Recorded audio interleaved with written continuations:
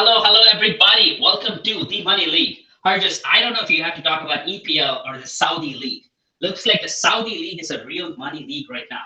We thought the Premier League is going to capture all the money in the world, but it looks like Saudi Arabia is kind of pouncing in, dude.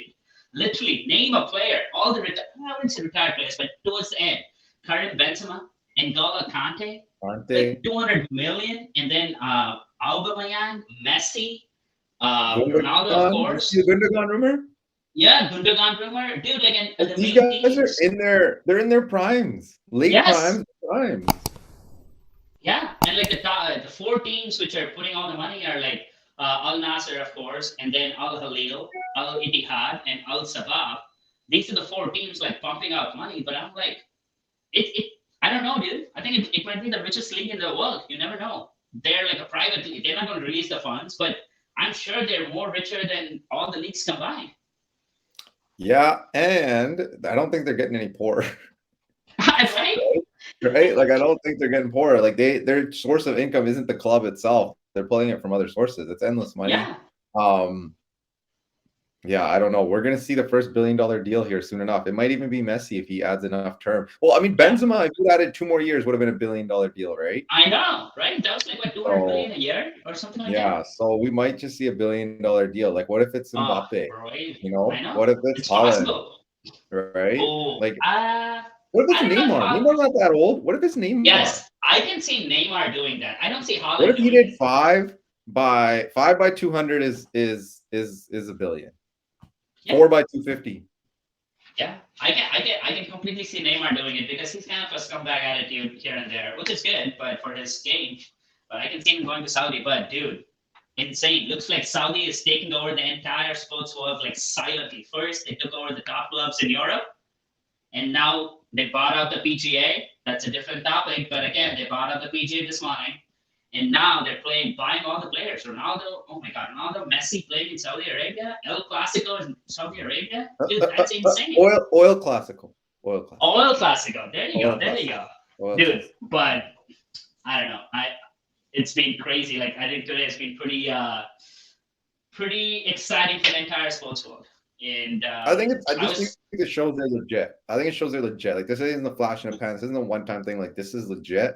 And like mhm, who knows where they turn next? Because yep, definitely golf was not what I would have thought of. right. So who knows? Who knows? Like they could take the ATP tour easy. Tennis, very easy, very easily. But also they own a lot of in Formula One. They have a Yeah. lot of stake in Formula One and tennis. They already have a lot of tennis star sponsors. Okay, let's jump back into soccer. So this one I came across this stat like on Sports Business Journal today, and I found this super exciting, interesting too. So they kind of like calculated like per league, different leagues around the world, how many valuable teams and the average value of all the valuable teams. So I think like their average, like, and it's kind of like weird how they did their math, but we all know the most valuable number of most valuable soccer clubs. Number one is Premier League, 11 teams, an average value of $2.6 billion. That is insane. Top 11 teams in the Premier League, not even top because Chelsea finished 12th, but 11 teams in the Premier League are worth an average of 2.6 billion. That is insane. But the biggest shocker is number two, dude. Seven teams valued at an average of $806 million. Guess which league wins the number two spot? No way you can guess this one. There we are. No, it's the freaking MLS. I MLS, guess it's, dude. I don't know. Those expansion fees were high, so it makes sense. Makes sense. Dude, that is insane. And of course, at three is Italian Serie A, average of $1.3 billion. Four teams, La Liga, three teams, Bundesliga, two teams, and France, of course, PSG. But this doesn't calculate the valuation of the teams in Saudi Arabia. I think one Yeah. Al Nasser or Al Ittihad is probably valued more than all the teams combined in the world, Yeah. dude. Yeah, and like whatever assets come with it and stuff. That's such a black box to us. You know, the funny thing is that like we're gonna start tuning into their matches too. It's like, oh, Ronaldo's playing Benz on Saturday. Yeah, sure, why not? You Yeah, know? yeah. Well, exciting, dude. I think we need to keep a tab on this one. Let's see where it goes. I think this is going to affect the transfer market too. A lot of free agents like would rather go and play in Saudi Arabia for a year, get $200 million, and then come back and play either in MLS or wherever in Europe. Because like take example like Zlatan, like he played what 7,000 teams around the world, and then he still finished with AC Milan this past week, and he's still a great player. I think he can play in the top league no matter what. Yeah, it is a shot to MLS's model, I guess, a little bit. They'll still probably get some guys who are like further down the line that the Saudi league's not interested in. But yeah, now it's going to be like Europe, Saudi league, then MLS. They've now Uh-huh. become the middle. And to be honest, Mm-hmm. it would not surprise me if they started becoming equivalent. Would not.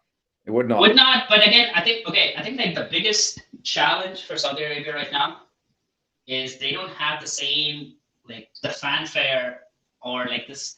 I don't know, just the city atmosphere as a Miami or a like Yeah, of LA or course. London. Like I think that's gonna miss. Like they can pump in how much money ever they want, but they're never gonna get the experience what the people can give. Dude, if women cannot travel and like be in like full freedom, it's tough for any league to like be great. Yeah, I don't know. yeah. It'll always hold them back. Yeah. No Yep. history. There's no glory. None of that. Yep. Yep. Sweet. Let's jump into some transfer windows, which is pretty exciting right now. A lot of rumors, of course, but I think one transfer which is pretty certain is McAllister going to Liverpool. Um, I don't know. What are your thoughts? Have you looked into the transfer window? Looks like I don't know. There are a lot of rumors. Nothing's like concrete right now. Yeah, I think the biggest one looks like McAllister. I'm most interested in Neymar. Wouldn't surprise me if that took twists and turns and is not settled till later. Because his move to PSG was a surprise, right? Remember? Mhm. The whole Yeah. cicada thing with PK. Yeah. And it'll be interesting to see what Real Madrid does now that Benzema is gone. I'm really interested in that because they've made moves for Mbappe. It's always fallen Yeah. short. He's already said I want to be back at PSG next year, but obviously Mhm. everybody has a price. Yeah. Is Harry Kane going to Madrid? Um, It'll be interesting. It'll be interesting. I don't know. I'm more, those are the things I'm most looking Yeah. forward to. But One we of do the still have one one of more match. We have one more match before it's full off season. That's So true. The Champions League is still there, but I think it's a cakewalk for Man City. I don't know. I still think Man City is yeah, going to win that. I know. I think Inter Milan has some heart, but like 3-1 type of thing. Like as a neutral, like as a relative neutral, like Mhm. not, I feel like it's not going to be too exciting of a final. The Inter Milan's probably going to try to park a bus, Man City deep possession, but Yeah. we'll see. Kyle Walker, mistraining, back injury. Maybe he's not fit. Yeah. Maybe Man City's not fully fit. Maybe a 0-0 shootout. Whatever. Greece Yeah. has won a Euro. We've seen crazy things happen when it's just one game. Well, I have to say the spoiler alert, but AFC Richmond beat Man City, so anything is possible, right? So There you go. There you go. yeah. So I was reading through some articles about transfer windows and kind of came across like the 10 players each team would be like interested to sign or like most likely to sign or things like that. Of course, I want to start with my team, Man United. Looks like some of the top players who they would like to sign are Mason Mount, Harry Kane, Neymar, of course, Declan Rice. But I did also see Bayern Munich wants to sign Declan Rice. So challenging here and there. Okay, no, I think he ends up in menu. I don't know. I still think they have that cachet with British players that they'll pull him in. You think? You think so? I Okay. also I totally saw. I think it's basically pretty much done deals. Alfonso Davies is going to leave Bayern for Madrid. Yes, I did see that. And Byron, sorry, my bad. Real Madrid. When you talked about striker, I wanted to mention this. Kai Havertz from Right, I Chelsea. saw that. He wants Yeah, I to saw he that. wants to go to Real Madrid, and Chelsea is kind of an exodus. Like looks like what's this guy's name? Brighton wants to sign Levi Colwill from like for 40 million or something. And Brighton's going like all gangbusters right now. They have some money. They're getting money from McAllister Yep. deal, And they're getting money and from they're Europe. gonna yep, they're getting money from Europe. I think they're gonna start spending. But I don't know like how Brighton is gonna attract. They're probably gonna attract like the mid tier, like a young star getting into it. I don't see them Yeah. like getting the big team. Or they'll just find some random South American who they sell for 30 million each. Yeah, Like they did well, all this year. possible. Yeah, Mhm.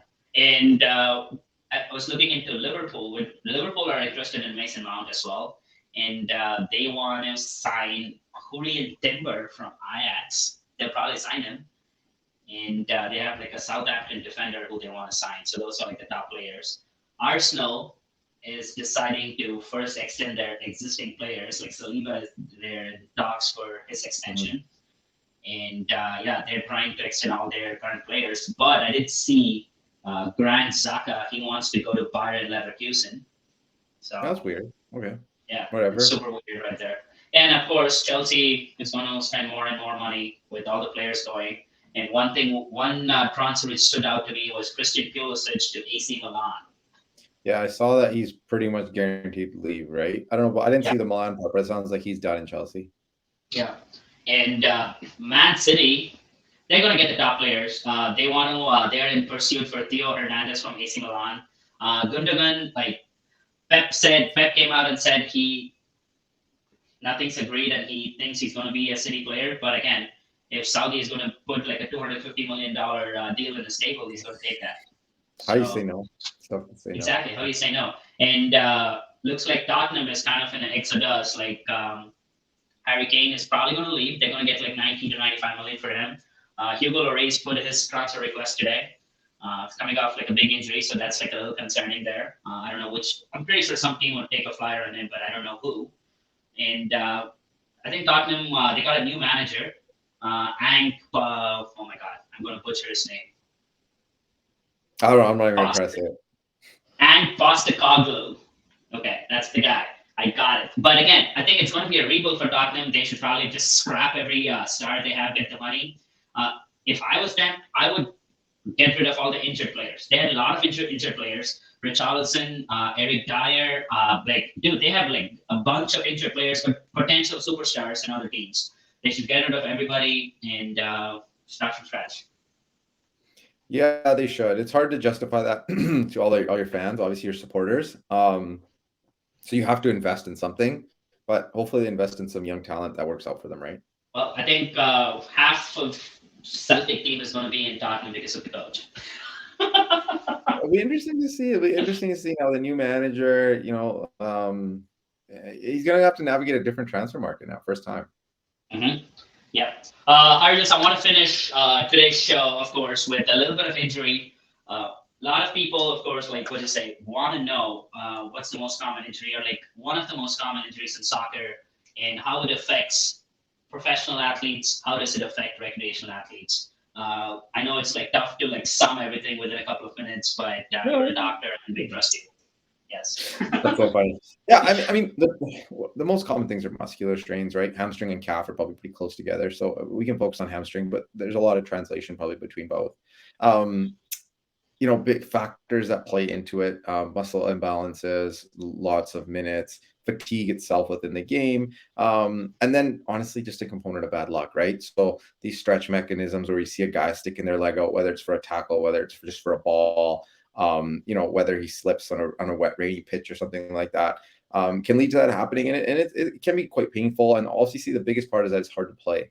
And so when we turn to a professional athlete, the best part is right away they're going to get a clear diagnosis because recreational Mhm. athletes go to their doctor and they're maybe not going to know. Like, man, I felt it. It really felt like it was my If they have hamstring. insurance, they go to the doctor, or they live in Yeah. Canada, they go to Well, the in Canada, doctor. we all have it, right? So they all make it there. And then, they're going to say pain back here. This is what happened. They're going to say it's probably a hamstring injury. Why don't we do some rest, do some physio, give it some time, and then be back. And that's the extent of it. And then someone, again, now with just like you, because physio is not covered under Canadian insurance. If they have the insurance, they'll go to a physiotherapist, Mhm. right? And if not, maybe they'll do some YouTube videos or they'll just sit around until it feels better. And then they'll probably pull it again because they'll be super tight and weak. So the optimal situation is obviously someone has a doctor, has extended health. They work with the physio, some natural biological healing, do some strengthening, do a little bit of stretching, get it feeling back to normal, get it back out playing, and it's fine. Professional athletes fall into a completely different window. They're gonna get like an immediate MRI. It's gonna tell them the Mhm. grade of injury. They're gonna get a rough timeline. They're gonna develop a long-term plan within that timeline. So we're talking, okay, grade 2 injury. We're thinking maybe 6 weeks. Okay, week 1, this is our plan. We're gonna give you a little bit of rest, right? We're gonna get maybe a little bit of icing, some heat, just some like gentle physio per se, and then we're going to see how you respond, and then it's going to build from there. And then they're going to have all these things like pools that Mhm. they'll do some Yep. like running in a pool and all those things that are there for them. And then they might even have like imaging in the middle to see how the healing's going, all these various things that optimize it Mhm. as much as possible. So I mean, it follows a completely optimized approach when it's a professional athlete, and honestly, Yeah, when it I comes get to it. Yeah. recreational athlete, you know what? You're honestly just letting the natural healing for the most part take place. You mix in a little bit of strengthening, a little bit of pain management, Yeah. and then ideally you're like, oh, my leg doesn't feel 100%, but we only got 9 guys, and I'm going to be out there playing for the squad. You know what? The magic juice beer is needed. So there you Yeah, go. That yeah, helps recreation that's it. players too. That'll help, and then honestly, you just hope, right, that it stays well. But I will be honest, like someone who plays regularly and like regularly exercises, but doesn't overdo it, they'll do well. Honestly, there's a lot of like your body does acclimatize to playing the sport. And guys usually do okay with the odd instances where things don't do well. But the worst is the person who sits on their butt all week and then tries to go full buck 90 on their Right. Saturdays, Yeah. or their Sunday I league get game. that. Those Yeah. guys are the That's worst. Which is a awesome. lot of us. Thanks for We that. have jobs and families. Yeah. And everything. That's true. Yeah, thanks for the super awesome educational piece out there. What's your pick for Man City Inter this weekend? Man City. It's over. All the karma, the PSG final loss, the City final loss, it's over. The oil clubs are here. They're winning titles. Yeah. You know what? It's their sport. I think City is going to win 4-1 against Inter. Oh, score? It's going to be 2-0. 2-0. Okay, I think this is what's going to happen. They're going to finish like 1-1 going into halftime, and everyone's going to be like, oh my God, Inter, it's possible. Then City is going to come back and score 3 goals, and it's going to be a clean win for Man City. Again, thanks everyone for joining. We'll keep you updated on all the, of course, money transfers and everything. Maybe you never know. Maybe United is getting sold this summer. Let's see what happens.